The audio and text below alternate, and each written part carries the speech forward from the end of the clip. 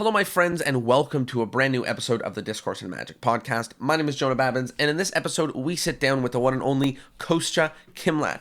Kostya has done literally everything in the world of magic. He's released his own tricks, his own mechanics. He was a full-time performer. He produces public magic shows. He is a magic agency, and he is an all-around badass. He's been on Penn & Teller's Fool Us twice. I literally cannot stop naming his accolades and accomplishments. He over-delivers in this episode. You're going to learn a ton. Here are 3 specific takeaways that you're going to get. Number 1, how to create magic with varied audience perspectives. So there's different types of people in your audience, how to perform for each of them all at the same time. Number 2, how to work on your magic as a team. If you're not bouncing your ideas off of people, if you don't have a circle of people that you trust to work on your magic with, I highly recommend it. Coach is going to teach you how to do it and how exactly to work together. And number 3, juggling the show and the business part of show business. How he separates his time and how you can do the same to crush it the same way that Kostya does. This was an incredible episode, and I think you're going to love it. Here it is, a wonderful time with the highly intelligent Kostya Kimlat.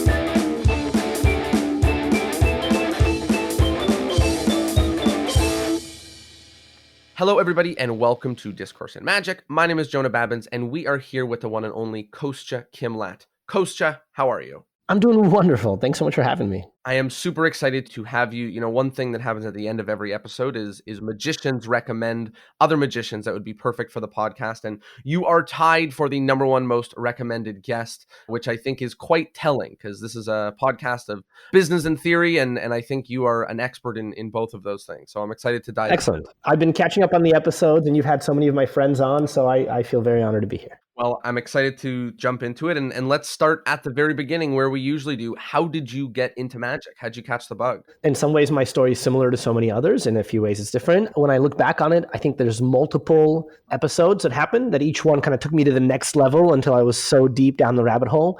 It started with my dad teaching me a card trick back when we were still living in Kiev in Ukraine. He showed me 2 card tricks, the 21 card trick classic, and then the like a 1 ahead thing. Mm-hmm. And so that was in my head for a couple of years. We played a lot of cards. Then when we moved to America, I saw World's Greatest Magic on NBC and seeing all those magicians, recording that on VHS tape, watching Jeff McBride's Manipulation Act maybe like 40, 50 times, again and again in slow motion, trying to figure out what a back palm was. That was definitely a very big moment. And then I had a friend, Aaron. He was into magic. His parents got him lots of cool tricks and books. He showed me cool stuff. When I showed Color Monty to a family friend of ours, Mark Stone, he said, all right, kid, you've been practicing it. You should get these books. And he told my dad about the Tarbell course in magic. And so now I'm around like 12, 13 years old. And my dad drove to Daytona Magic and got me all 8 volumes, which was a huge investment for my family at that time. Again, we'd come to America. We started our lives over.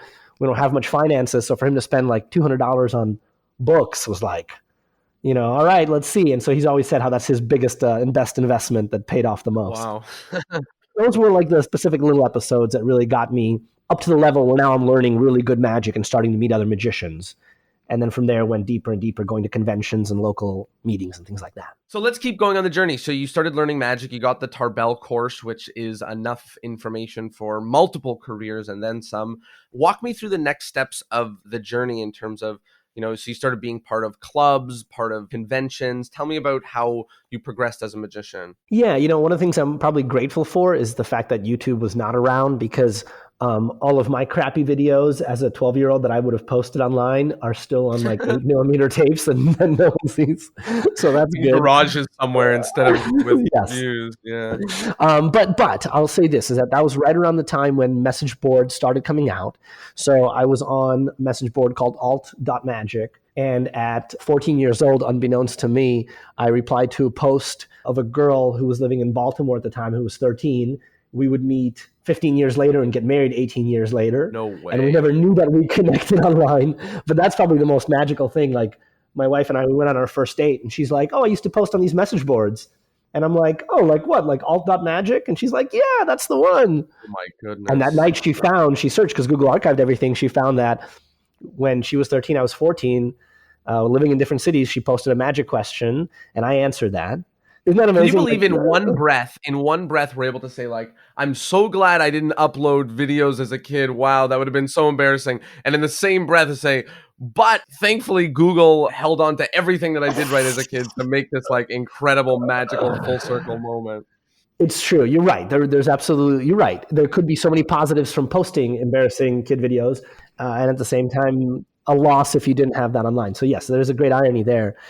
So I'm grateful for All Dot Magic, and I started at that time a little magic newsletter, and I got maybe like 200 subscribers off of Alt Dot Magic, and made a lot of friends that way. And then I had to start high school, so I emailed everyone and said, "Hey, I can't do this newsletter anymore."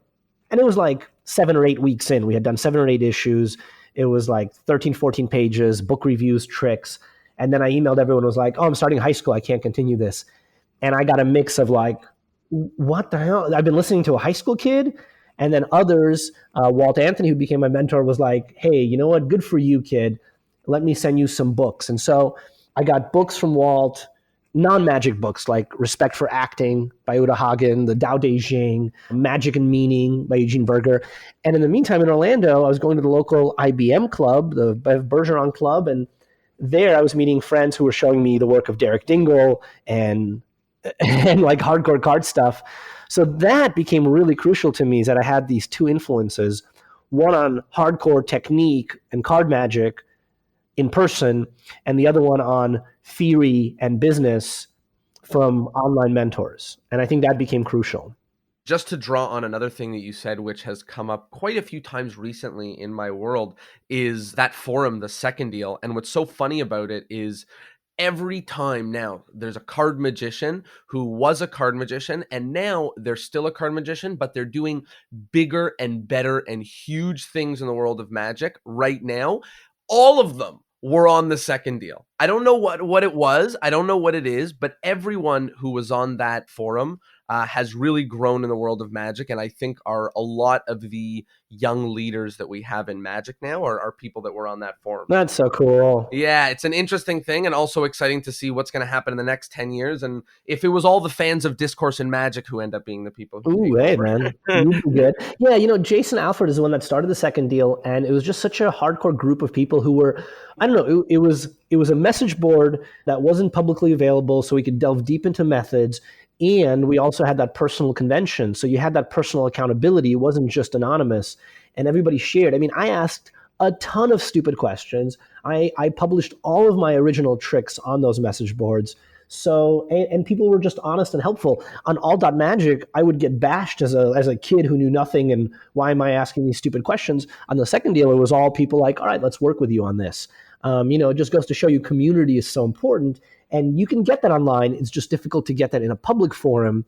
And it's so much better when you have reinforcements through private mentors and people who know you in real life that'll help you. I couldn't agree more. And I think there's a lot in the world of magic, and we've already touched on some of them that really helps it stick and helps it be exciting. One of them is research. One of them is, the joy of practicing and all these different things. And I think one of them is working with great magicians who are where you are, one step ahead of you, one step behind you, like all of these places is quite a powerful thing for somebody to learn magic. So I definitely see that. You just said something important. I think that part of what I learned, right? So literally the first thing that John Rockenbaumer had told me, maybe sometime, maybe a year or two afterwards, maybe I emailed him after I found that booklet. And I said, "Hey, I found this booklet. I've read it twice, but I still can't find the trick." And he replies and says, "Oh, my editions are unpublished. So I have to go back in person to a session with him and learn that trick." But one of the things he said to me was that it's now my responsibility to pass it on. And I think I really took that to heart. One of the things that's also mentioned in many episodes is Tannen's Magic Camp. I was never a camper, but I was a counselor there from when I was 18. And I just love teaching and I love passing on the knowledge because when I was 15, 16, my mentor became John Calvert, who was in his late 80s at the time.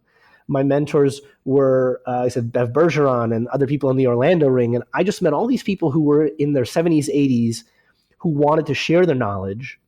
And then in my local club, I've got Guy Hollingsworth, Jim Swain, Paul Cummins, all coming in to lecture. And so to me, all I see is this sharing of knowledge and how this generation is helping me. And I'm told that my responsibility is to pass it on. That parallels to my parents bringing in hundreds and hundreds of books with us from the Soviet Union. So to me, like, okay, knowledge is important. Books are key. You get the knowledge and you pass it on. And that's just kind of been the bottom line of my life, is that I have mentors who are older than me, who are so much more successful. And then I'm always willing to talk to people who are starting out, who want to learn, and just let that knowledge continue on. Because it always comes back to you. You know, it's always just make the world a better place. Part of the reason why this podcast exists is because I wanted to give back and I wasn't creating card tricks fast enough. So I wanted to find good. the way that I could give back in a way that really resonated with me. And I'm very business focused and learning focused and education and self-development and all that stuff. So it was awesome. a perfect place. So I really resonate with that. Let's talk about those first few steps of the journey. You know, you were in high school. You said, I'm sorry, I can't keep with my newsletter because I have to go learn basic algebra or whatever. And, you know, you started getting books that are not only about magic, but about self-development. And for me, you know, there's a lot of echo in the same journey. I mean, Magic and Meaning was a book that I got at literally the exact same time, but I also got other business self-helpy books like 7 Habits of Highly Effective People and How to Win Friends and Influence People. And these are books that helped shape my understanding of how life can work, how business can work, how entrepreneurship can work, which I think was part of what moved magic from being a fun little hobby to potentially being something that I could make money and I could share with people. It could be an area that I'm an expert in, and so on and so on. Talk to me about how those books maybe affected your journey in either a similar way or if not at all. Interesting question, because you're definitely making me think about that time in my life where I was transitioning, where I was in high school and then college. And I've talked to so many young people who are in the crux of that decision of what they want to do. Do they want to do magic full time? So I remember the thinking process through that. I think the difference between what you described is that I hated business, I hated sales, and I never thought about selling my services, and I never thought about being a full-time magician. Money didn't matter to me. What mattered during those early development years, during my teenage years, was learning, creating, and expressing myself. And I found that because I couldn't draw and I was terrible at sports, but I could create really awesome stories around card tricks. And I could very early on do, techniques. So my rewards came in magic. Because the rewards were there, I spent so much more time in magic through those teenage years. But I did not have any business influences at that time. That didn't come till much, much later. In fact, when I think about it, I think part of the reason why, and I hate to say it this way, but part of the reason why I ended up succeeding in business was because I was okay with being a total failure. And I remember this distinctly in my early 20s, thinking to myself how much I love magic and how the people that I respect and look up to are in their 80s and 90s still doing magic, and that's all I want to do in my life. And that even if I was broke, right, or when I would say to myself, okay, listen, when you're old and you've got no possessions, no money, you're going to retire by the beach, you're going to do card tricks, and you're going to be happy for the rest of your life. And coming to terms with that eased everything else away. It no longer then became like so critical that I make a living, because it was like, hey, you got magic. Magic makes people happy. That makes you happy. That's all you ever need. And once I freed myself from that responsibility, then I could be like, all right, well, then let's just see what I can build. Let's just see what I do.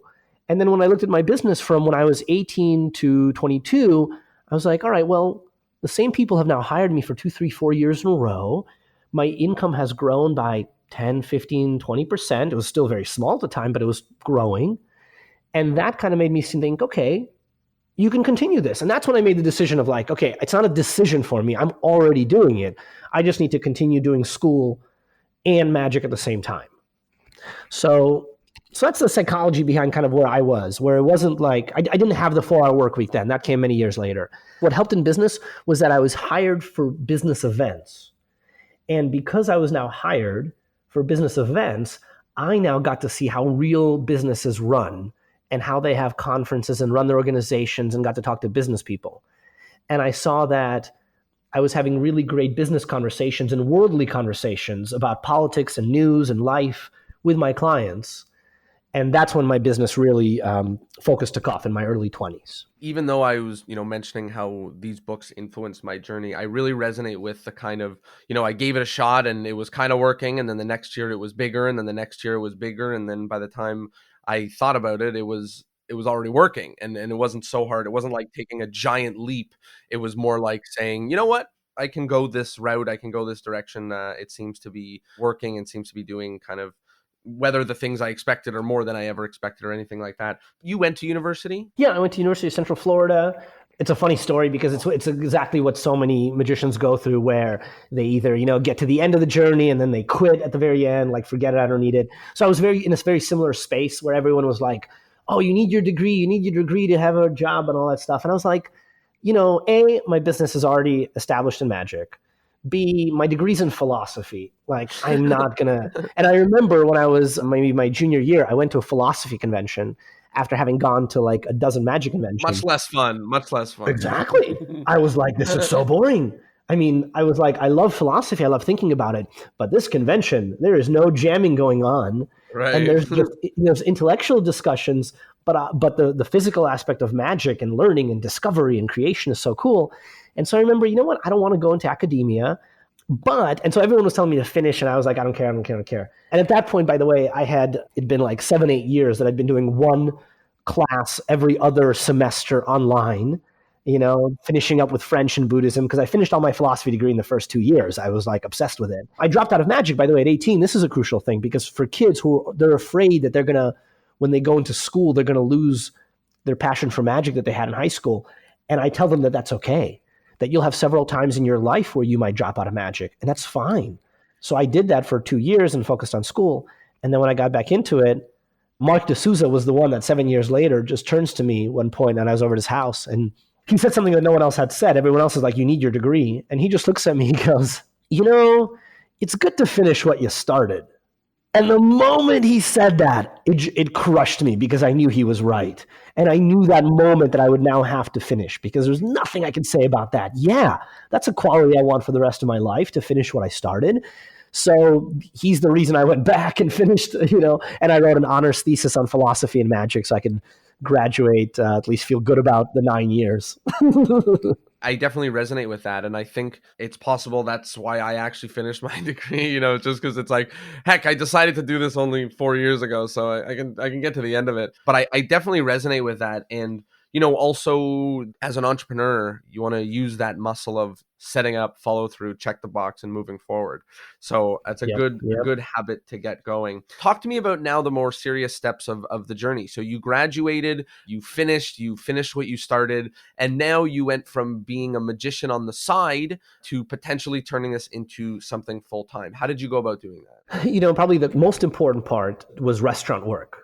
So I started that when I was 14, because I heard magicians do magic in restaurants, and one of the books recommended on alt.magic was The Magic Menu and a couple other little things. So I read everything on the restaurant stuff, and I rode my bicycle over to a restaurant when I was 14. I said, hey, I do tricks. Can I do them here? And I had like 3-4 really good tricks. I had Simon Lovell's book, which has some of the best advice for approaching groups and interacting with groups. And so, yes, I just went on and did it. And so that continued to be my foundation. I mean, I remember my freshman year of college driving around, visiting 30 restaurants between my home and university, trying to get a local gig and getting one or two. And so that was probably the foundation. I can't tell you what percentage of my work it was, but I was doing restaurants in Central Florida by the beach, in New Smyrna Beach. I was getting gigs from doing those restaurants, December was, getting pretty booked up. And then at 18, I wrote my first book of lecture notes. And every summer for the next few years, I would continue to create new notes and do what I thought I'm supposed to do, which is give back to my community. And so I didn't think that it was crazy as an 18-year-old to lecture. I know these days now there's so many more 14, 15-year-olds releasing their downloads and putting stuff online. So essentially I did the same thing. I was that same goofy kid who didn't know any better and was like, let me put out what I know without realizing how little I know. And at the same time, as you mentioned at the top of the program, how grateful we are for the internet, the pros and cons. I put out my lecture notes when I first published my work on the Cull, and I think within a day before advertising it, I think I might have announced it on the second deal or something, I got emails from Simon Aronson, who just passed away, buying my books, and Bill Kalush was one of the first ones. And I'm like, how do they find out about me? How do they know about this? But like the inner circle knows. And Simon, when he found out I was a college student, sent me his books as a gift. Bill told me that I should never have published it and I should have kept it a secret to myself. So they had two very distinctive views, where some people were like, oh yeah, no, hide your secrets, don't tell anyone. The act of me putting out my ideas and publishing them allowed me then to meet hundreds of magicians and to be invited to lecture and to travel around the world. And that's how one thing led to another. Literally, I never once contacted to be booked anywhere. It was always, I would do one convention and they would say, somebody would see me and go, hey, can you come to Rochester? Can you come to London? Can you come to Japan? And like, I am forever grateful that I spent 10 years sharing everything I was coming up with magicians, because I got to travel the world, meet incredible people, and in return, they shared their knowledge with me. In my show, I talk about a story of meeting Roy Walton and how we jammed for some time. And I think that's probably the best part of my 20s, was that I got to meet these great magicians, go to these conferences. And now I don't do that. I don't lecture anymore. I barely go to conventions. And when I do, I love it. It's for fun. But at one point, probably my magic income was maybe 25% from magicians and the rest from work. Now it's like 1% of my income, if less than that, it's from selling products to magicians. There's a few things there that I wanted to touch on. The first is you talking about biking to restaurants and driving to restaurants. I've been working now with some magicians behind the scenes, helping them land their first few gigs and get the ball rolling for them with some, Discourse and Magic products. But right now I'm speaking to a lot of people and I'm chatting with a lot. And, one issue that I see that's really common is just that energy or motivation or humph to go hop on the bike and go to the restaurant and say, hey, I know some tricks, like, can I work here? Or, same thing to drive around to a bunch of restaurants, 20 restaurants in a day asking to work there. And part of business is the nitty gritties, is how you do the pitch, is the words you're saying, maybe is there pictures, do you have testimonials, like all this different stuff. But really a good driving force is just the motivation to actually go knock on the door and then knock on the next door and the next door. What was it that pushed you so much to hop on your bike and run to a restaurant or get in your car and go drive to 20 in a day? Like you said, tenacity is so important, crucial for business success. I think the problem is that when you're starting a business, you don't have that same reward system that we talked about that you do with tricks, right? In entertainment, in learning magic, you're rewarded for your practice because suddenly you can do a move you couldn't do. Then you're rewarded by the audience. And then you can go to a different audience every 5 minutes and get rewarded and rewarded and rewarded. So I think that's a huge difference. And in business, what you have is you have failure, failure, failure, failure. And it's really difficult to get your psychology, to get your head wrapped around it. And so, being a great artist doesn't prepare you to be a successful business person. You can trick yourself. You can also find small successes. You can say, okay, well, success for me today isn't about getting the gig, but my success today is just about visiting 10 venues. My success isn't getting 10 no's. And by changing what success means to you, you're able to get through that punishing process of what it takes to build. You also don't want to have unrealistic expectations. I mean, we can talk about this for hours, but maybe I can just boil down some basic things that if somebody's going out there to try to get a gig, especially at a public venue, just know that they have a huge business that exists separate from you. And them hiring you or not hiring you 90% of the time, if not more, has nothing to do with you or your magic. It has to do with their finances, with their management, with their location, with their sales per square foot. That's what you just don't realize when you're pitching your business. You're like, it's about me and my tricks, but it's not. I think that's maybe a crucial part of my growth in business is when I realized it's not about me, it's about how I serve my clients. And then when you start seeing things from the restaurant owner's perspective, from the manager's perspective, the employee's perspective, you now shift how you present yourself, why you're there, and why you would be valuable to that venue, whether it's a theater or a restaurant or a company doing a trade show. So I think that the reason magicians fail is they think it's all about me, what tricks I have, my business card, my promo material. And the biggest mistake I see everybody make is a website that has 20 photos of their face. I mean, no one cares about your face again and again and again and again. Show me what you're doing. Don't just go get 10 headshots and put up an action shot of you with cards and an action shot of you with fire and blah, blah, blah, and think that that's what's going to get you the gig, because no one cares about you. They only care about their organization and themselves. I think the two things about that really resonate is, number one, in informing your copywriting and the words you say and your approach is not thinking about, hey, I'm so good at magic. I've been doing it for 10 years. I would love to work in your restaurant. It's the opposite. It's saying like, so excited to entertain your people, because it's about them. The other thing though, that it informs that you touched on briefly, but I just wanted to reiterate, is not getting down on yourself when you get no's. Almost all of the time, it has nothing to do with you. And it makes the no kind of hit you and fall right off your chest a little bit lighter when you realize that it has absolutely nothing to do with you, or it could have nothing to do with you, and move on and see if there's a place that does have the space or budget or requirements or whatever it is that you would fit in with. And to build on this, and I think this is maybe a point we might get to later on, but in business it's the same thing, where magicians have a problem with fees because they think that their fee is a reflection of how good they are, or how clever they are, or how good looking they are, whatever it is. They don't realize that their fee is a representation of the value they're creating for the client. So theoretically, your fee never has an end. There's never a cap on your fee. As long as you can create more value for other people, your fee can go up. And realizing that and learning that from business seminars that I attended later on in my 20s and early 30s made me go, oh, it just kind of again and changed it. The other piece of advice I'll give that, as far as motivation for trying and working and having failure, is to do this with a friend. Don't do this alone.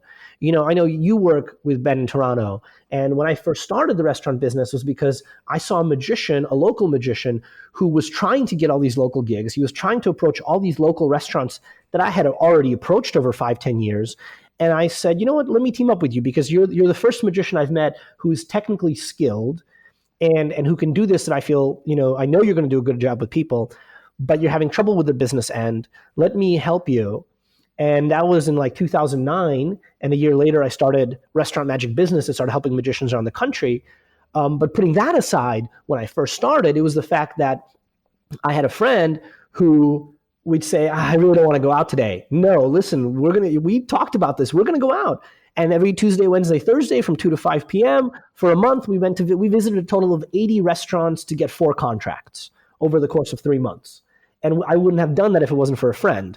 And same thing for your bio. Get a friend to write your bio, because it's so difficult. You're writing about yourself. You want to list all this crap. But if you get a friend and you write each other's bios, oh my God, you can do such a better job. You just need a fresh perspective sometimes.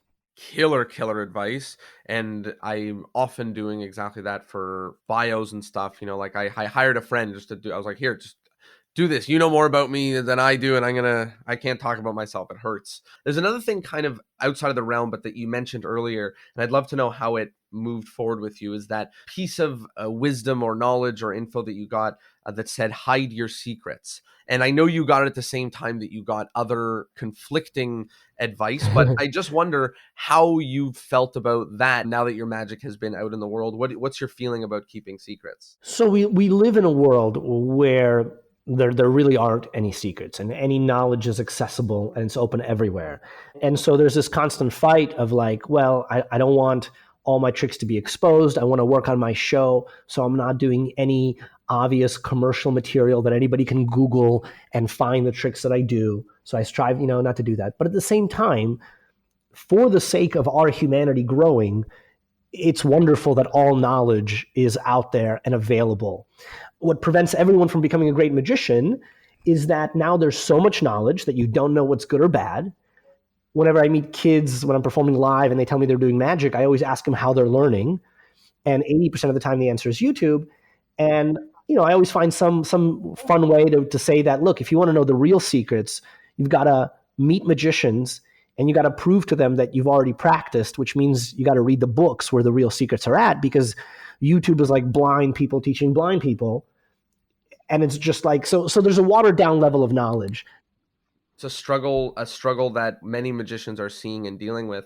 And just to, mention something funny about the world of secrets, in this conversation so far, we've both like reveled in the fact that you saw a trick when you were young and all you got was the word 1967, which led you down a rabbit hole, which might have been a real pinning point to keep you in the world of magic or excite you. And also we've seen the flip side, which is that you released your work on the Cull and it allowed you to connect and reach all of these incredible people. So we are seeing this duality that's really challenging to swallow and to deal with and to understand, do we land on one side and another side, a little bit of both? What's the right way of handling it? So it's a complicated beast. Yes, it is. It is. No, I'm so glad you put it that way. It is very complicated.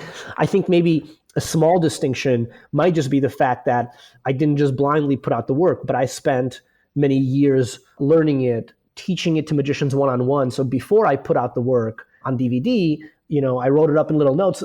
No one is going to take the time to read those 7 pages of hard, detailed card work in order to learn unless you're really dedicated. And then 5 years later, after teaching it to so many magicians, I just knew that it's an old technique, but so many people couldn't do it. And I just had this process of taking people through steps, and every problem that anybody had, everyone was having the same problems around the world. And within 3 steps, I could alleviate those problems. Suddenly there was success. So I found how much I loved learning and sharing. And so that's what it was. It wasn't like, when my first published trick was in the linking ring.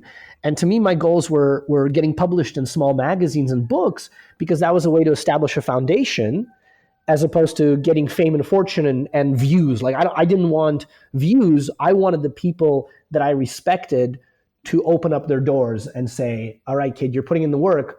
Here, I'll share more with you. And that might be a difference. And in today's oversharing world, where people are exposing tricks online just for the view count, it's different than saying, hey, I'm working on this. Can you please help me? And kids knowing which videos they should put up public versus not sharing methods privately. But yeah, that's a complicated rabbit hole. It's a complicated rabbit hole, and we are just starting to grow to understand it and do our best. Let's move forward into more of the business. So you started at restaurants.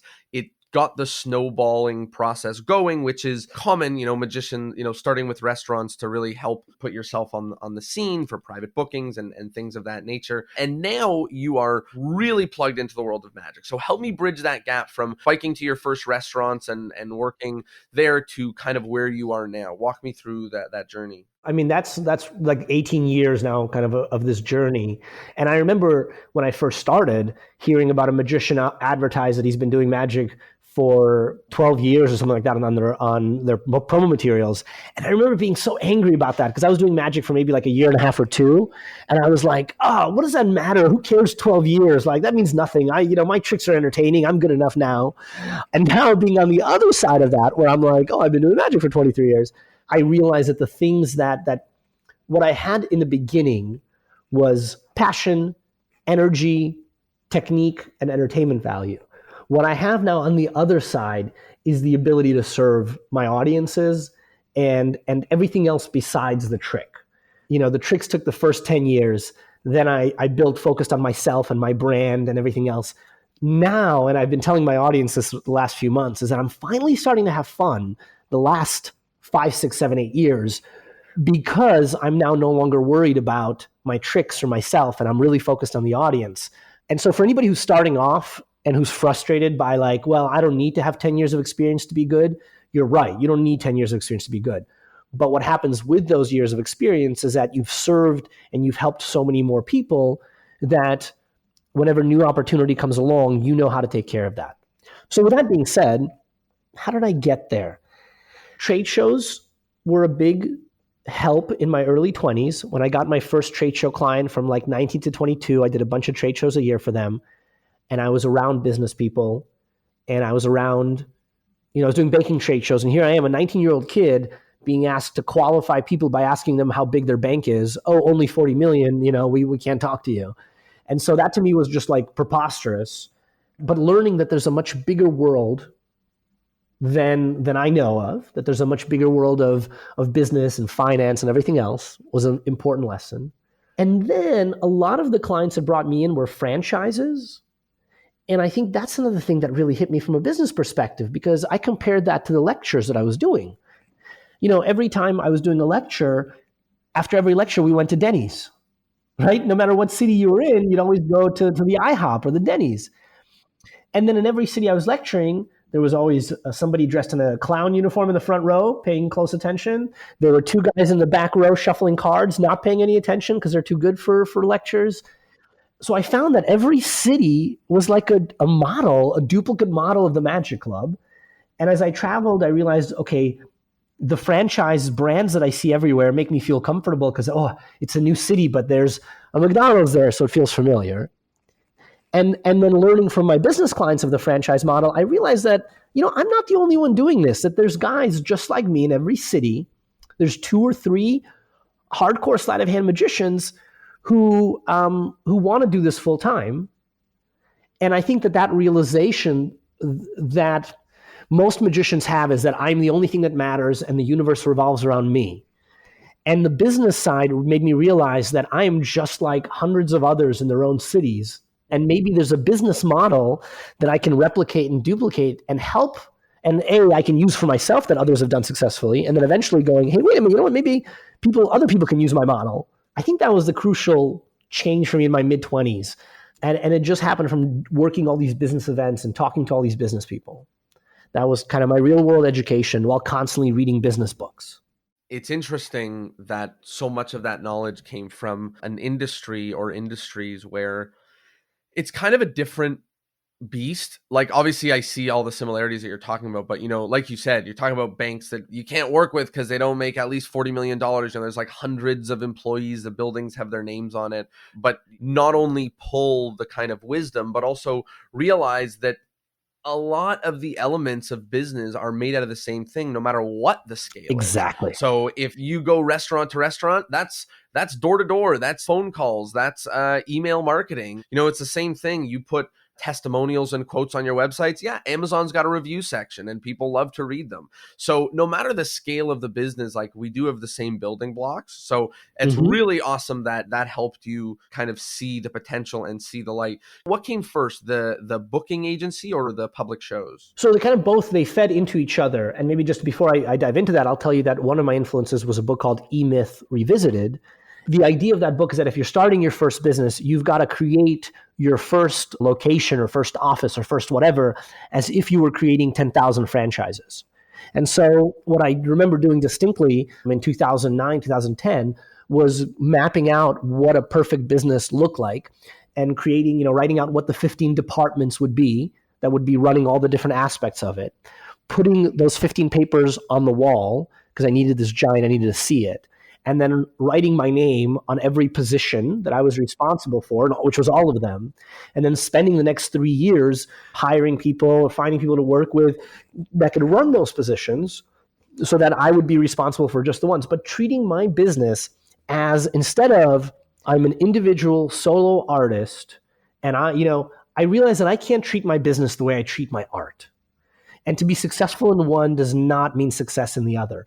And what I found unfair was that the magicians that I respected were starving artists, and the magicians that I thought were doing, cheesy, corny magic that I was like, well, that's no skill, but they were doing 5 birthday parties a weekend and they were making a full-time living. So what are the lessons from that, right? So for me, the lesson was that to be a great magician does not mean you're going to be a successful person.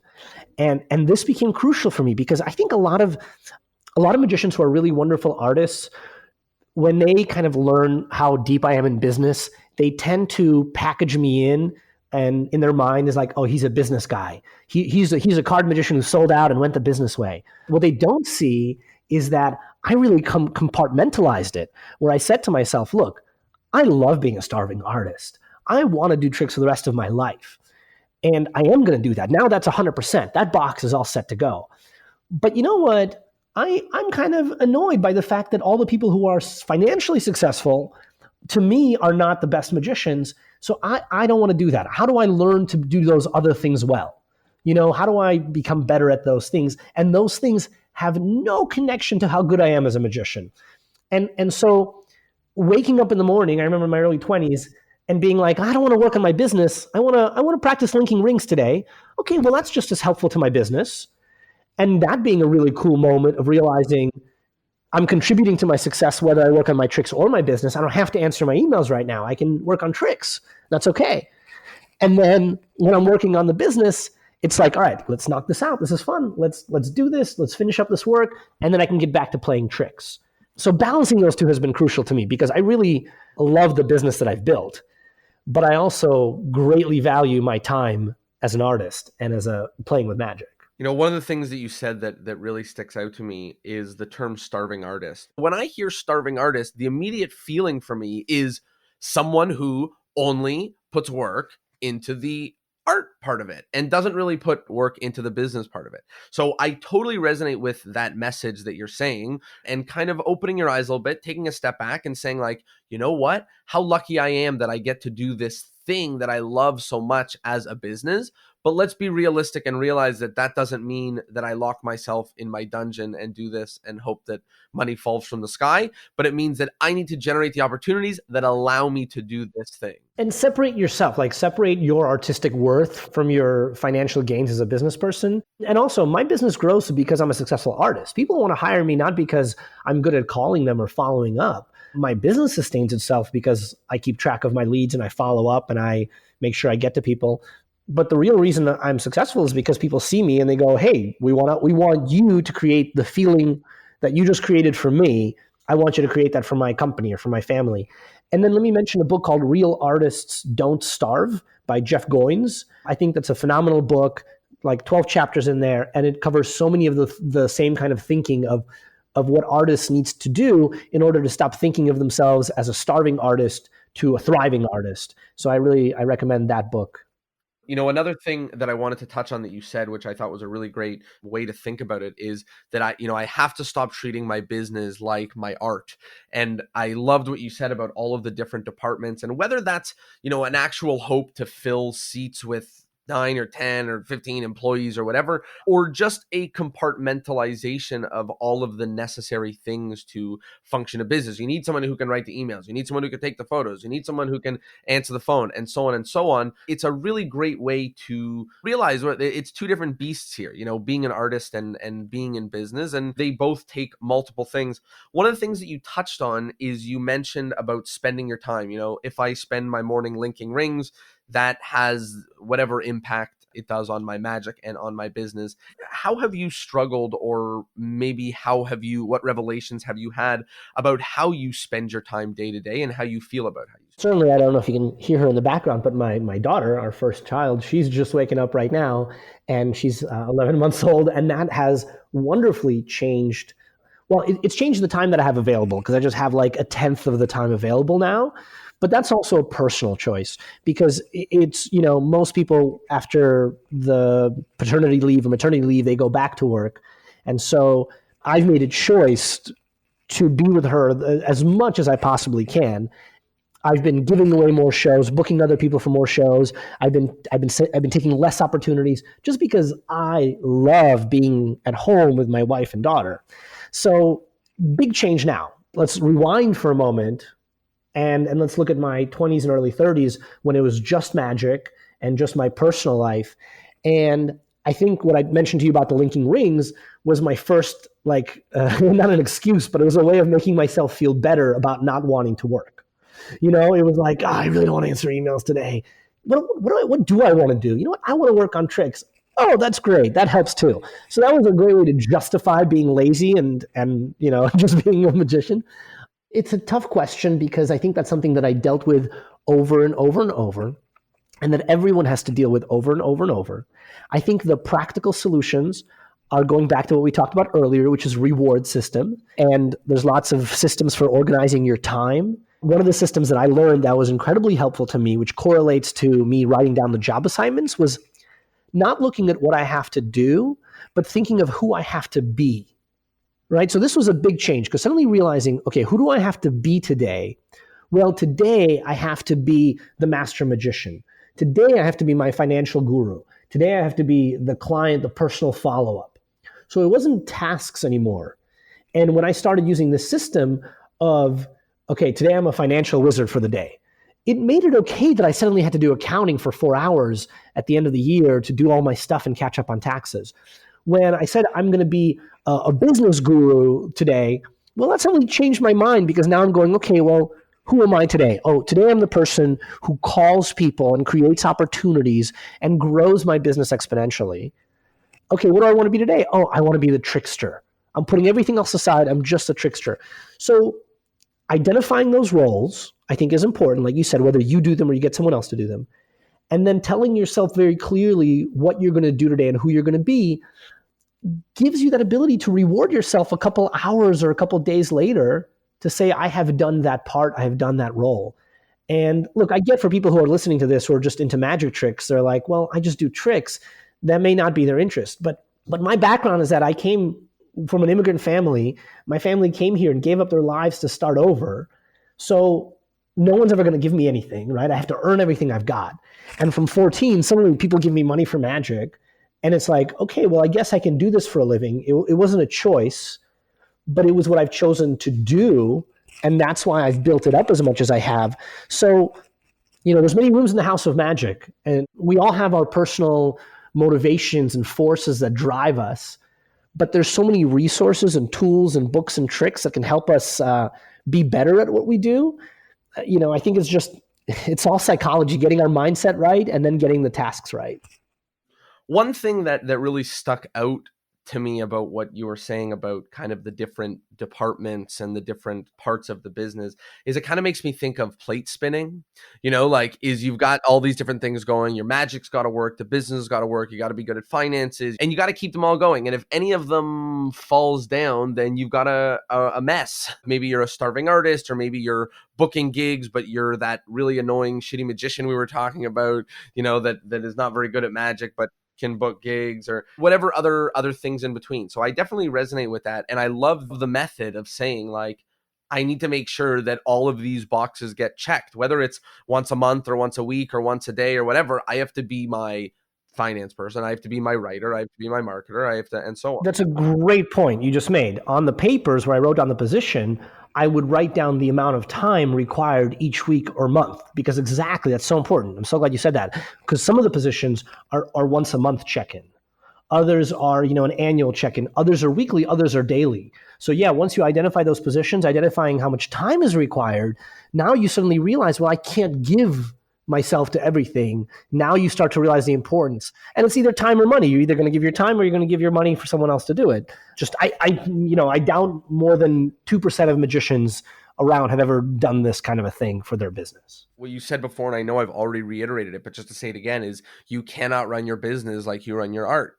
They're different beasts. They require different parts of your brain. They require different ways of thinking, different approaches, different, one thing in business that's been really exciting for me, which you touched on, is that I do the job until I can afford or find the person who can do it better and more effectively and efficiently than me.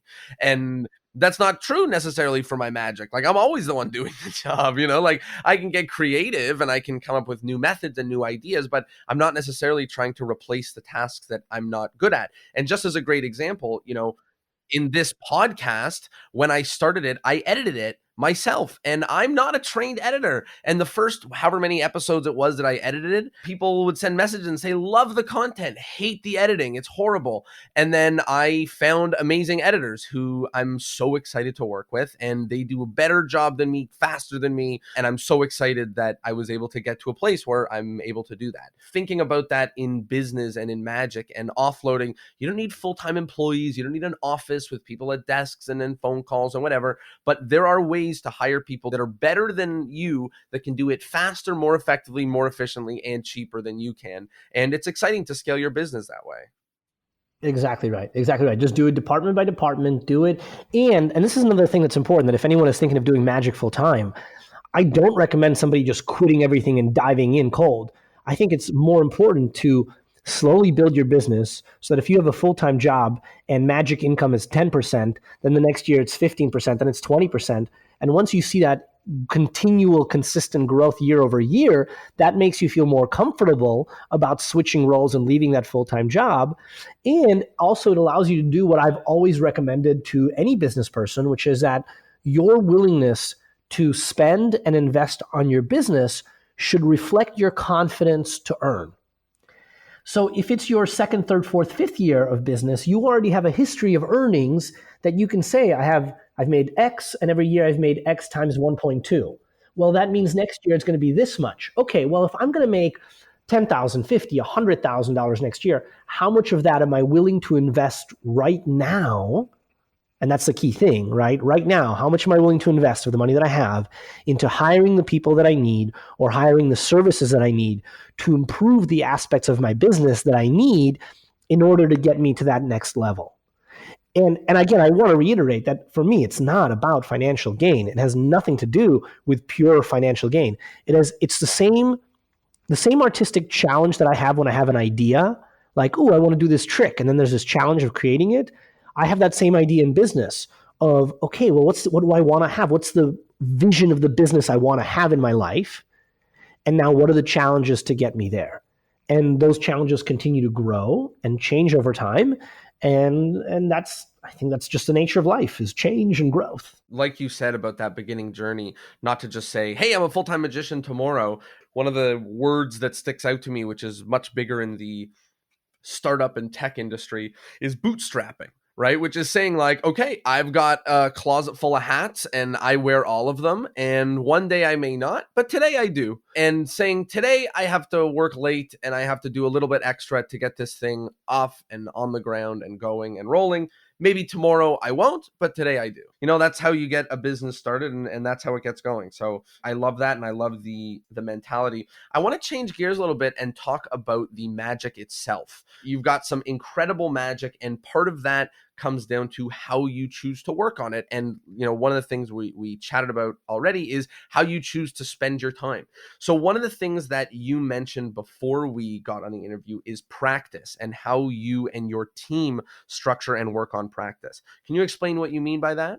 Yeah, I'd love to. And I think it's more so that, we know that there's a difference between practice and rehearsing. Practicing a trick is just kind of a routine thing you do, where you have to practice a move 10, 50 times and you do it again and again until you get better at it. And I think practice is very personal.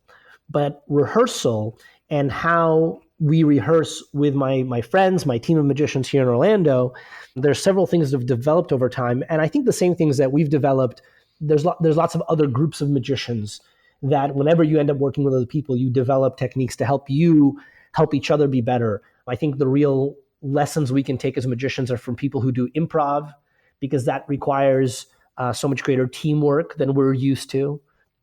So I guess there's a difference, right, between, okay, the magic tricks that I do are difficult because I'm a sleight-of-hand guy and I like doing difficult stuff and I like practicing difficult stuff. And that's gotten my magic to a point that makes me feel good, because I know that when I'm performing for somebody, they can't just search it online. They can't just buy a trick.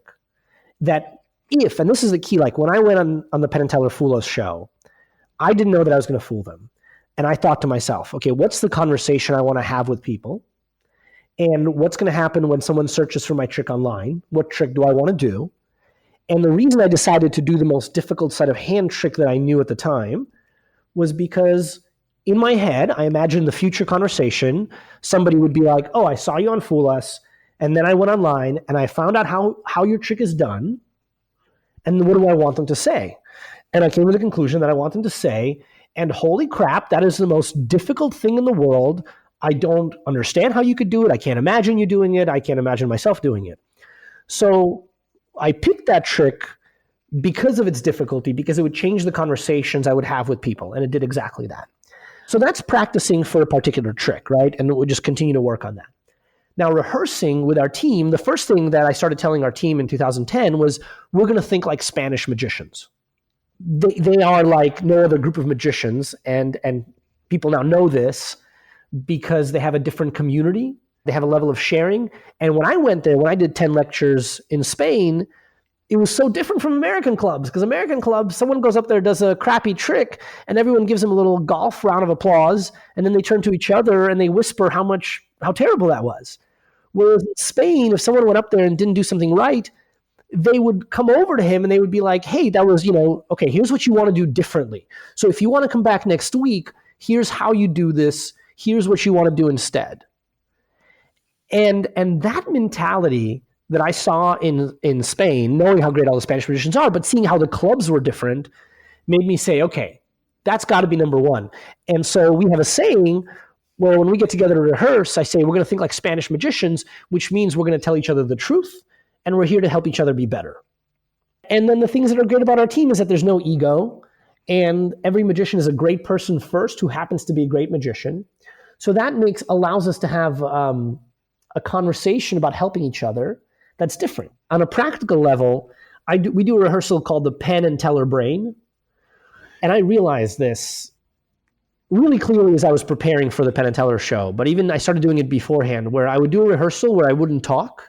I would just move through the actions. And then I would do a separate rehearsal where I would only do the talking without the props, without blocking, without any spectators. And I realized that essentially I was playing Penn when I was talking and not doing, and I was playing Teller when I was doing and not talking.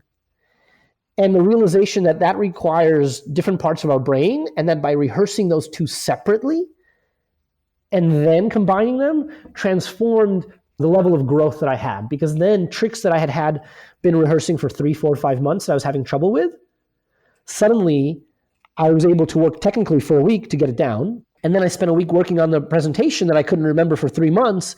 But now when I separated it and then combined it, my theatrical and performance abilities and how much I was able to get accomplished just multiplied tenfold by separating the two. And I think that's really valuable for anybody to try, because a lot of people, when I see them having difficulty doing something, it's because they're talking and doing it at the same time. And if I can get them to stop and isolate those two and improve them individually, their improvements grow widely. That's the secret. So many cool things here that I want to touch on. The first is, this Penn brain, Teller brain thing. By the way, do they know you do this? I think I might have mentioned it to Penn. I did an interview on his podcast last year, and I think I might have mentioned to him at the end how I practice that way. One of the things that it allows is kind of the same sort of thinking and principles as the multiple departments of the business, which is you kind of need something to help you view what you're doing in a different lens. If you view your life as a magician, not the businessman, not the accounting department, not the writing department, as a magician, then it's very hard. You miss a lot. And the same thing if you're looking at your magic and, whatever preconceived notions we come to think about our own magic, maybe we care so much about the entertainment value, but not about the method. Or maybe we are so interested in where our fingers are that we don't even look up from the deck and it's not entertaining. And it's valuable to put on all of these different hats to be able to say, okay, no matter what I think about the entertainment value in terms of whether I like it or if I like spending time on it, is this entertaining? And saying, let's forget about the trick. Is this entertaining? And then the same thing the other way, and saying, okay, great, it's entertaining, but am I a clown or am I a magician here? What's going on? Is this good? Is there a good method? Totally. Yeah, exactly. And then also, I think this really helps in that sometimes we get caught up in method and we have trouble trying to understand what the trick is. And if you're able to stop your method mind, the trick brain, if you're able to run through a performance of the trick as if you had real powers, as if you were just able to do magic, you suddenly you can become more entertaining, because now your brain isn't weighed down by thinking of, okay, where am I stealing this object from? How am I palming, loading, whatever? You become more entertaining because now you're playful. Your brain is free. You freed up the space to do that. I think it's a good parallel, too, of identifying the business portions. I'll give you another technique that I use. I taught this at the table lecture that I did many years ago. It's a concept that I divided called trick, me, them, and it's called the bullseye. And I've used the bullseye for all my seminars and my business seminars, both for when I used to do them for magicians and when I do them for the public now. And I use this for my team. I just did this for myself for my new show. I draw a bullseye with 3 circles. The inner circle is the trick. The second circle is me. And the third circle is them, the audience. And so that trick, me, them circle, again, you're really starting to see a pattern here. You're making me see the pattern, which is, I guess, for my brain to feel good, I need to identify and compartmentalize, and then I can break things down one at a time.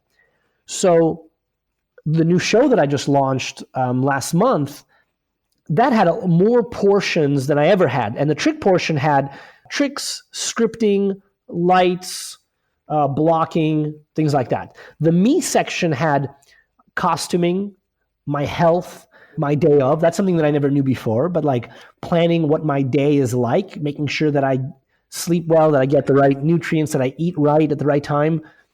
realizing that that has an impact on you. And then the them is the big circle, which started off when I was 20, when I would ask my clients, okay, well, what are the people that I'm performing for? What are they doing before they come into the room? And I remember instinctively asking that question of the agents or the companies that I worked with and learning what else my audience was doing that day, whether they were playing golf or going to meetings, really helped me prepare my mindset, because it was no longer, you're coming in to see my show. This is, you better pay attention to me for half an hour. It's more like, okay, I am a part of your day. Let me better understand what your day is like. So those questions in the third circle of the them is, who is my audience? What are their ages? What's their background? What are their interests? How do they know? What do they know about me? What do they know about my show? How are they anticipating the show? How can I educate them? When they walk in, what do they see? When they're sitting there, what do they hear?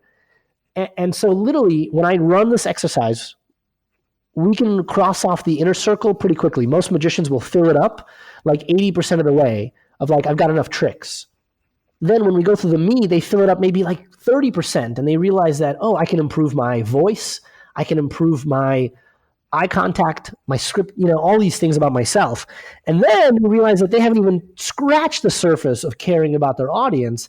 And that third circle is huge, and there's so much more work on it. So when I work with my team, when someone shows me something, what I'll often do is I'll often get them to say, like, okay, let's look at your trick me them.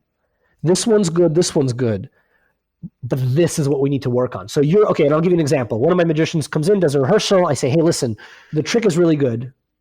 You also have really good eye contact, and you're really connecting with the audience. But I think we need to work on you. We need to work on your costuming, on your shoulders, on how you stand, how you block, the energy that you're projecting towards the audience. Whereas for another magician, it's like, oh my God, you're perfect the way you look, the way you speak, the way you stand on stage. You're connecting with the audience. You've got great eye contact. But listen, your trick needs work. You're just technically, you need to do better material.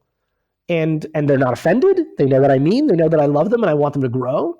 And then we're able to work on that. So instead of me saying, you're a crappy magician or you're a great magician, I'm able to say, this circle needs work. One of the challenging parts of being a magician is that we are our own director, producer, creator, everything. And it's hard to get outside of that. So one of the things that's really resonating with me is this whole my team, me and my team, me and my team. Magicians don't often work in teams in the way that you're talking about. Can you tell me how that came to be and what that's like? Maybe are they regular meetings? Are they semi-regular? How do you work with your team? I'd love to tell you about that, because I think there's so many valuable lessons. There's been so many valuable lessons for me, because starting off See Magic Live, which I founded in 2010, became really a 10-year emotional ride, especially the first three years. I'll be as quick as I can and give you a quick bit of background of how I started, how we got in there, because I think all those things led to who we are now and how we operate now. But it all started in 2010 when I helped an Orlando magician get some restaurant work.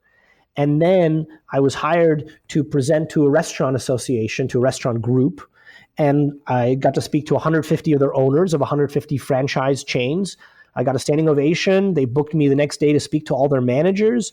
So then 3 months later, when I flew to San Diego to speak to all their managers, I came with a plan, which was at the end of my presentation, which was a business presentation to help their business. I said, hey, by the way, I've been doing restaurant magic for 15 years. I can help you. If any of you are interested in having a restaurant magician, I can help you find the best magicians in your area if you need it. And so that started off this chain where suddenly I had 70 of the 150 restaurants expressed interest. And then I got to put this note out into the world that, hey, if you want to work for this particular restaurant chain, come to my seminar, go through my training. I got to make sure you're good, because I just met every owner face to face and I promised them I'd bring them an excellent magician. So I can't just hire Joe Schmo. You got to come to Orlando. I have to meet you face to face, shake hands. And so I ran these seminars, which were business only. There were no tricks. It was just business seminars. It started off, I had not worked that hard ever in my life, where I was running my business 7 days a week, 10, 12-hour days. And essentially I was calling magicians around the country, looking for them to fill these spots. And there were so many good things that came from it, and there were so many emotionally difficult things that came from this journey. I think the pros, I can tell you that we created an insane amount of opportunity, and I helped a lot of magicians, and many of those magicians still have their full-time contracts. We have a lot of amazing success stories 10 years later, magicians making a six-figure income, doing magic full-time just from what we started 10 years ago and it growing. The cons that I had was that it became very painful. I thought I was going to turn magicians into business people, and that became impossible to do because not everyone wants that. Not everyone needs that. I thought they did, so I thought I would share all my systems, and I found that not everybody wants to do that, which is totally fine. And not everybody wants to leap. Like, my journey was 15 years long to get to where I was, and expecting somebody to make that leap in 2 days is impossible. So the people that ended up working with me over time were the ones that had a friend they could work with locally, that were committed to long-term growth. And there was a handful of people that thought I was like some con man out to get them, and they just didn't know that all I was doing was trying to help and grow this business and make this happen. So what I didn't like was I suddenly became a vendor to my colleagues and friends, and that changed the relationship. So that probably was the worst thing that came out of it, is that my friends were suddenly perceiving me as this like cold-hearted business guy who's just out there to make gigs, when in reality I was like, no, I have this incredible opportunity to create business for everybody. Come work with me. So after 3 years of running that full time, I just couldn't battle, like, emotionally. I just didn't enjoy trying to convince magicians to be better business people. And so very consciously, after 3 years, I gave away the contracts. I stopped working, and for the next 3 years, I became smaller and smaller and smaller. And yet our growth continued. So every year we became smaller, we still grew bigger, and we did more business for 18, 19 years straight now that I've been counting. But just the reason that I say all this is that it was really one of the most difficult and emotional things trying to run this business. And I started Restaurant Magic Business, created the whole model, but I didn't enjoy trying to convince magicians to work because money changes people's perceptions. But I loved what we got out of it. And one of the things that we created from it was See Magic Live, which was a directory for magicians, because I knew that live magic was growing. Like Steve Cohen started the model of theater shows, and so many people were doing it. I wanted See Magic Live to be a force to elevate the perception of magic and to promote all the live shows that were going on. And so there was always a national goal and a national idea. And we've just continuing doing it locally, where we've partnered with local charities, organizations, nonprofits. We work with restaurants, basketball teams. We've put on public festivals. We do dinner shows. We do hotel shows. Now back to your question from like 20 minutes ago, how do you produce these shows? We now do a tremendous amount of work, and my guys are working more than they ever have on their own. And it's all thanks to that difficult journey that I started 10 years ago, because now we're in an incredible place as a team. And the key to it has been the people have self-selected, have taken their time in order to work with me. To get started working with me, you really got to volunteer to do our charity shows. So if anyone wants to work with me in Orlando, they've got to show up, do a bunch of charity shows that we do for local foundations, nonprofit events, because I show up, we show up. So if you're someone new and you're willing to give up your time and show that you're on time and you're professional, then after doing 2-3 of those gigs, I go, oh, great. I can see you're a professional. Now I'm ready to hire you. So we've had 3 new members join us in 2 years. So I'm in no rush to grow anymore. I really kind of, again, smaller and smaller. But you asked how do we do this as a team? It's because we now have years of commitment and years of proven support for each other. There's a lot of lessons in that story, and in, learning, even if it's great, you have all the information, you put all the right people who need the right information all in the same room. Not everyone is the same. Not everyone can or wants to undertake certain things at the way or at the rate that they do. Before we get to the wrap-up questions, I have one more topic to chat with you about, which is your Fool Us spots, and not just the spots themselves. I'm actually more interested in what happens when you type Kostya Kimlat into Google. You go Kostya Kimlat, you type it in, and then up comes Kostya Kimlat Fool Us, and Kostya Kimlat Fool Us revealed. And I'm looking at this and I'm going, oh no, what a nightmare. And then I click on it and it's you. And it's a video that you uploaded talking about how you did your tricks and inside scoops on it. And on the actual Fool Us videos, you have links to other videos where you talk about what was going through your head and what you were doing. And seems like a real, I don't know, an understanding of the internet, of what was to come, of what's going on. Can you talk a little bit about that and how you understand the journey of people finding you? So this is one of those things, right, where I realized that being a successful magician on Fool Us is different from having a successful Fool Us appearance. What I always do is I make a list of all my audiences. And when I first sat down to prepare for my first Fool Us appearance, again, this is way before I knew that I was going to fool them, before I knew which trick I was going to do, I made a list of all the audiences that were going to see it. And I tried to think about what I wanted each audience to learn or to discover about me. The audiences, I think there was 9 or 10 of them. There was Penn and Teller as one audience. There's the theater audience inside of there. There's the production team and all the crew that's there. Then there's the video cameras. Then there's people watching at home, people watching it on YouTube. There's people who know me, people who don't know me, people who might hire me, and people who are just going to be fans. Once I listed all the audiences, I wrote down what I wanted to be the ideal scenario for each one. And so the ideal scenario for my friends and family who know me is that, they're proud of me. The ideal outcome for the magicians is that they're proud of how I represented magic, right? Once I identified that ended up filtering which tricks I wanted to do, because then I said to myself, well, I only want to do tricks that I created, and I only want to do tricks that are difficult that you can't just buy. So you see how, right, identifying the audience and the goal helped me to get to those next steps. So when I started thinking about the internet audience, that's when I started kind of going deeper down this rabbit hole and going, okay, well, look, I have no control over what people are going to say once this video is online. I don't know what Penn and Teller are going to say. I can't control that. I can kind of limit it by choosing the right trick. So the worst thing they can say is, we know exactly how you did that, and that's very difficult. And so that's exactly what happened. After the first appearance, my audiences were split. 60, 70%, 80% had no clue how it was done, and they were amazed. They loved Penn's reaction, and it was great. The other 20, 30% were like, oh my God, I know exactly how you did it. It's the most difficult trick ever. I bought your DVDs. I spent 2 years learning. I could finally do it.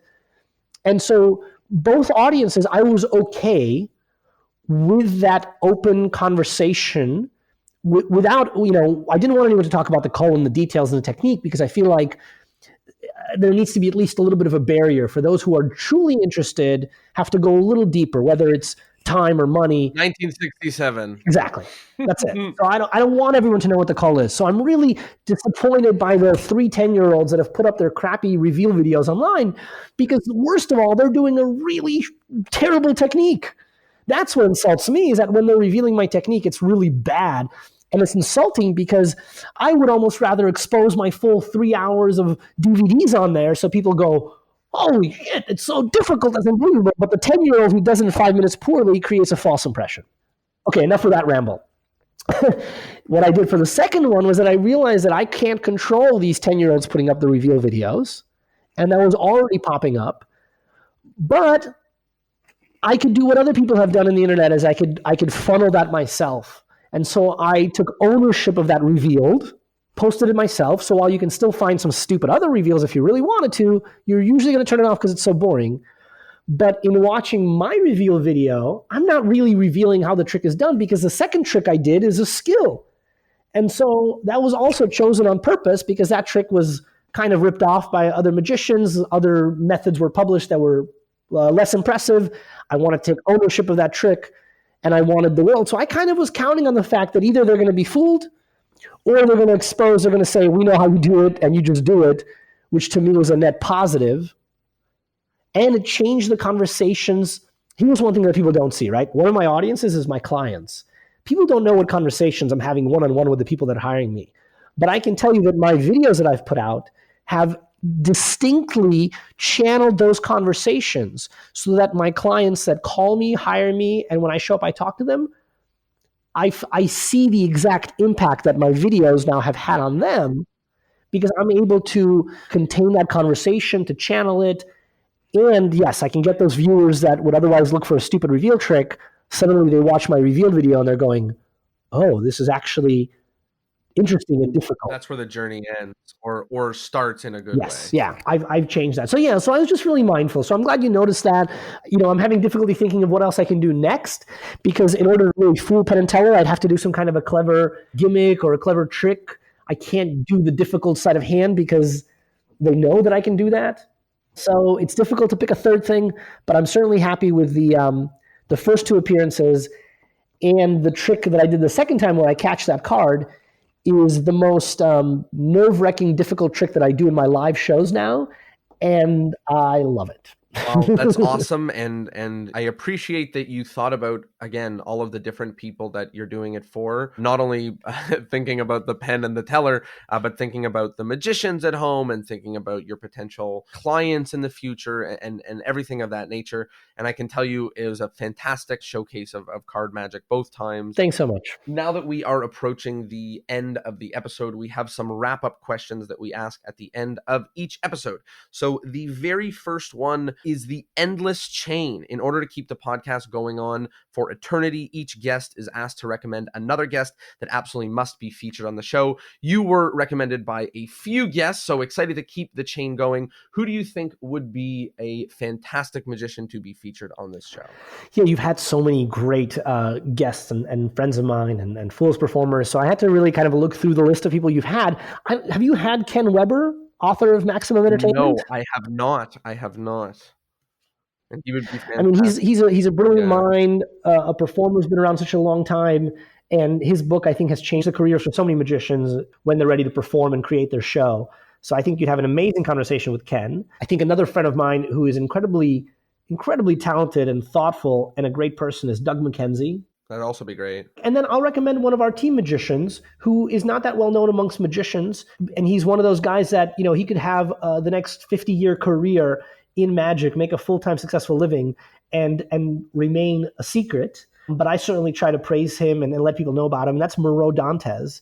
Moreau lives in Orlando. He performs at Disney Springs 5 nights a week. So if you're ever visiting Orlando, you can go see him. You can go see any of our team magicians. But Moreau's a special cat in that his career has grown exponentially the years that he's been working with our team, and it has nothing to do with his tricks, but has everything to do with him and how he makes other people feel. And I think he has a quality in that very few people have, and that's something that people can learn from. Fabulous. So those are my 3. Those are fantastic. The next section is about modern magic. So, even in this conversation where I don't even think it was the plan of it, but, we spoke about so many aspects of modern magic and things that are going on online, offline. Talk to me about what you feel. What's one good thing about magic in 2020? And what's one thing that you're not so excited about, one bad thing about magic in 2020 for you? I love what we've talked about, the fact that live shows are at their, I hope it's not the peak. I hope there's still so much more growth, but certainly magic is trending and there's so many Netflix shows, TV shows. Not all of them are fantastic, but people are talking about magic and they're more excited to see live magic than ever before. I give credit to Ricky Jay's show on HBO that I think was a big deal, and Steve Cohen's show, live show in New York. I think those are 2 things that really fostered my mind to create the show that I have. So I love that. I love that people are doing it, and I hope more people create magic venues and partner with successful business people. I think Chicago Magic Lounge is an example of something that's artistically wonderful and business sound as well, from what I understand. So I hope people don't just go, I always wanted to start a magic bar or a magic restaurant. I hope they take the business side just as seriously when creating their dream, because that just means more long-term success. I like that audiences are becoming more educated about magic. What I don't like and what I hope changes is that I hope more magicians will be open with their crediting and more respectful of what other magicians have created. So I have a trademark for the name of one of my presentations, and several magicians have used that. But as soon as I contacted them, they've taken that down. They've stopped using it. It's my trademark for my main speech, my main presentation. It's the title of my book for the public that I'm writing. And so a few magicians have used that accidentally or on purpose. But every one of them, when I've personally got in touch with them, respectfully apologized and said they wouldn't use it again. So I hope that continues, and we can all be respectful of each other's intellectual content. And then, and here I'm probably preaching to the choir, But the last thing I'm not a fan of in magic these days is that the people that are successful on YouTube with the number of views and the number of advertisements, I think are creating a false sense of success for other people. Whereas, I see Alan Ackerman, who just started his YouTube channel, and here's one of the best card magicians in the world who is like a master to study with and is exquisite as a sleight of hand. And I would travel just to spend a couple hours with him. Now he's got, a couple dozen subscribers, maybe a couple hundred, whereas the guys that are like, meh, have 1 million. And very few people know that. Very few people can judge that. And certainly those people who have 1 million subscribers would tell me that I know nothing, and I would agree, because clearly they know something. But to me, I think there's a generation of people creating a perception that what success is advertising income on YouTube and view counts. And maybe they're right. And maybe I'm already just, missing the train here. But I think that having that as a part of your overall business system and knowing that you can make real income performing live shows just as well, if not more than digitally, I think is important to remember. Like we mentioned already, the internet and magic working together is a complicated beast. And it's going to take an entire nation to shift the way that it is consumed and created and shared. But I also think that even though we've been seeing it already for however long, 10 years or so, YouTube and Instagram and all this different stuff, it is still so new and so fresh that there's a lot of changing to come. And who knows what now will be the second deal of 10 years from now, and who knows which the subscribers of Alan Ackerman's YouTube channel, getting the best information they've ever got. And I think the best will rise to the top. And let me I'll make a prediction, an open prediction for 30, 40, 50 years from now, maybe less, maybe more, that I don't know. We're not good judgments of time. But I do think that there's two ways that I see technology changing magic. One is that, so I just told you that I prefer live shows, right? The reason I started to see magic live was because I value magic live as opposed to online. But I also see a ton of artists creating magic online. And I think as technology evolves, like right now, deep fakes, fake photography, fake video, that's becoming a real issue in life. I think that's going to transform magic. It's going to make most people are going to just assume that anything and everything that is digital is fake. I think that's going to alter the way we present magic.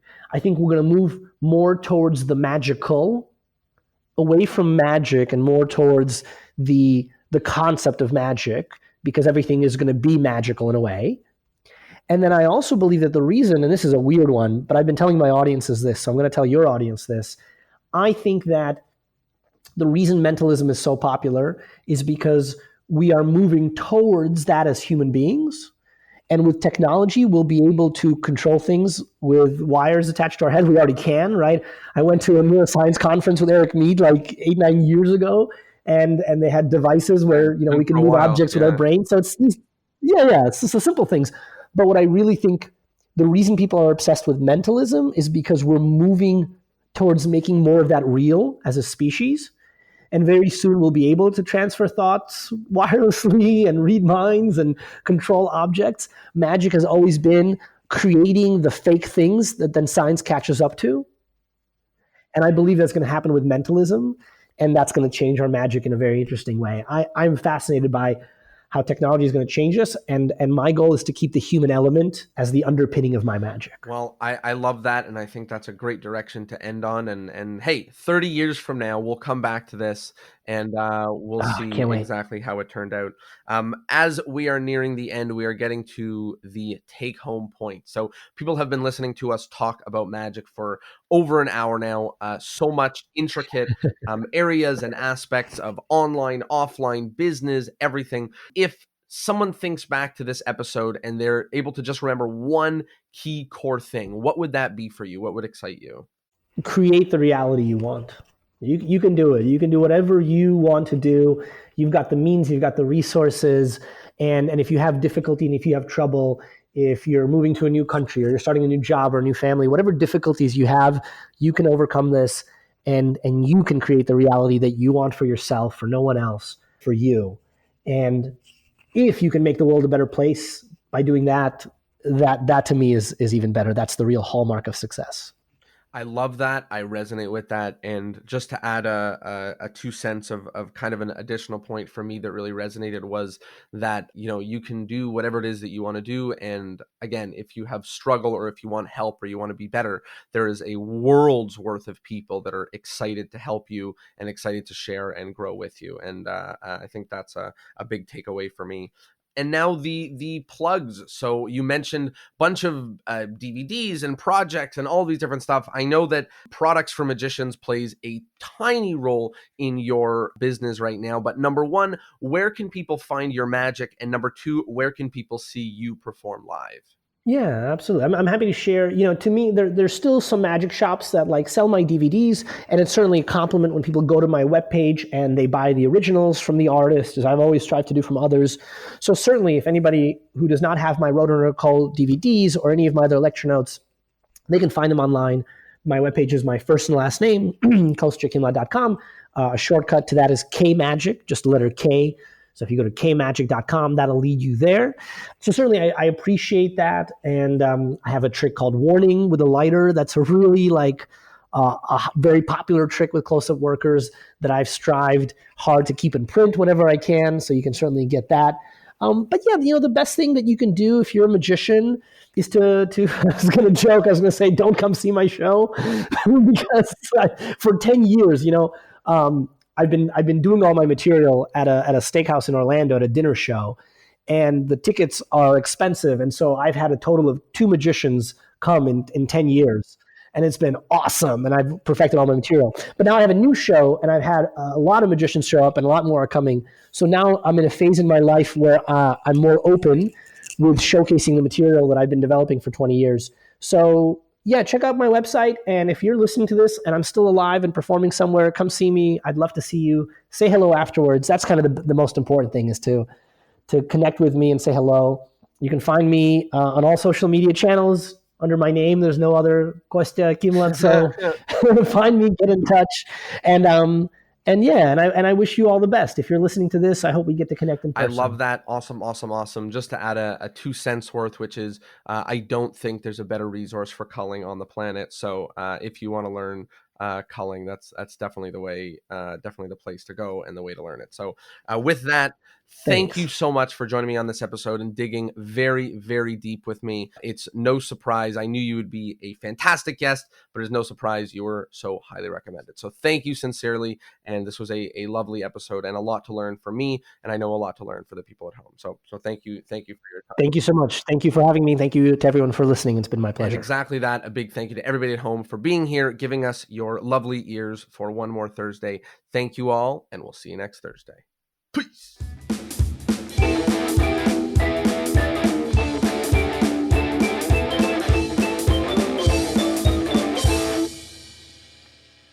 Well, there you have it. I hope you liked the episode, and I, of course, hope that you learned something.